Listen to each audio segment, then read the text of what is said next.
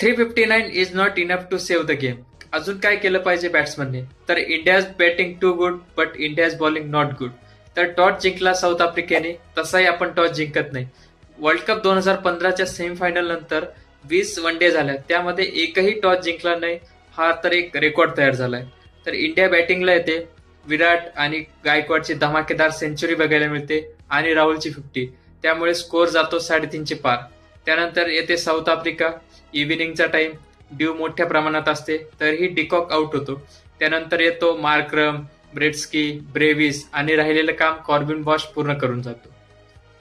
तर 359 हे joint highest successful chess झालंय अगेन्स्ट इंडिया. तर हेच बघायचं राहिलं होतं जे एरामध्ये. मला तर एक गोष्ट कळत नाही, प्रसिद्ध कृष्णाला का म्हणून एवढे चान्स देत आहे. मला एक मॅच अशी आठवत नाही की त्यांनी स्वतःच्या दमने काढून आणली असेल. टेस्टमध्ये चान्स दिला, तिथंही 6च्या इकॉनॉमीने बॉलिंग करायचं. तर सिराज, शामी सारखे बॉलर डोमेस्टिक खेळतायत, त्यांना चान्स द्यायचा सोडून प्रसिद्धला का म्हणून खेळवतायत.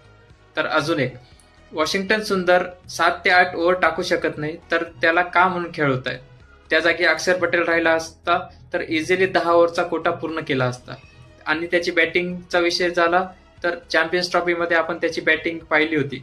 तर खरंच या गोष्टींवर आता सिरियसली विचार करण्याची वेळ आली आहे.